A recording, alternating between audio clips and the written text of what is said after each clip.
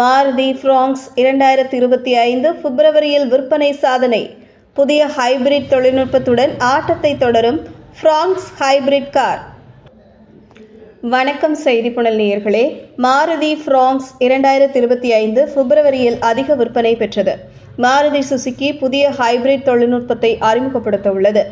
2025 பிப்ரவரியில் Maruti Fronx compact crossover புதிய விற்பனை சாதனையை படைத்தது. வேகன் ஆர், கிரெட்டா, பிரெஸ்ஸா, நெக்ஸான் போன்ற கார்களை முந்தி 21,461 யூனிட்டுகள் விற்பனையுடன் இந்தியாவில் அதிகம் விற்பனையாகும் காராக இது மாறியது. சொந்தமாக உருவாக்கப்பட்ட வலுவான ஹைபிரிட் பவர் ட்ரெயினை வாகனத்தில் அறிமுகப்படுத்துவதன் மூலம் விற்பனை செயல்திறனை மேலும் அதிகரிக்க மாருதி சுசுகி இலக்கு வைத்துள்ளது. தற்போது ஆரம்பகட்ட சோதனையில் உள்ள மாருதி சுசுகியின் புதிய HEV ஹைபிரிட் தொழில்நுட்பத்தை அறிமுகப்படுத்தும் முதல் மாடலாக ஃப்ராங்ஸ் இருக்கும். மாருதி சுசுகி அதன் வெளியீட்டு காலக்கெடு குறித்த அதிகாரப்பூர்வ தகவல்களை இதுவரை வெளியிடவில்லை என்பது குறிப்பிடத்தக்கது. இருப்பினும் ஃப்ராங்ஸ் ஹைபிரிட் 2025 சாலைகளில் வரும் என்று எதிர்பார்க்கப்படுகிறது. நிறுவனம் தனது புதிய வலுவான ஹைபிரிட் தொழில்நுட்பம் மற்றும் அது வழங்கும் மாடல்கள் குறித்த மௌனம் காக்கிறது. இருப்பினும் ஃப்ராங்ஸ், பலேனோ, ஸ்விஃப்ட், பிரெஸ்ஸா உள்ளிட்ட வெகுஜன சந்தை பிரிவில் இது அறிமுகப்படுத்தப்படும் என்று பல்வேறு அறிக்கைகள் தெரிவிக்கின்றன.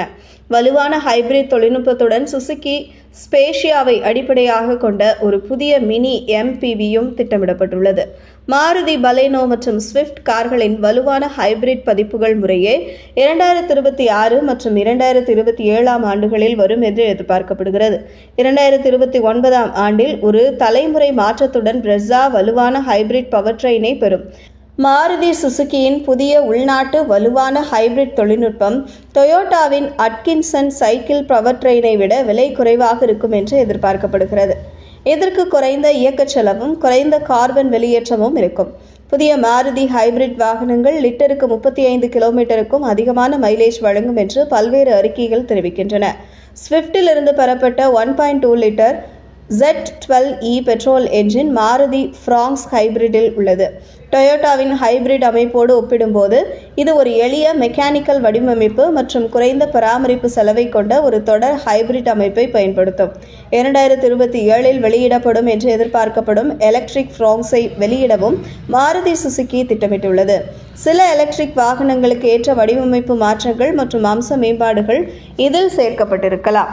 இந்த சிறிய எலக்ட்ரிக் SUV இந்த கோடையில் வெளிவரவிருக்கும் எலக்ட்ரிக் விட்டாராவில் இருந்து 49 கிலோவாட் பேட்டரி பேக்கை பெறலாம் என்றும் தகவல்கள் தெரிவிக்கின்றன.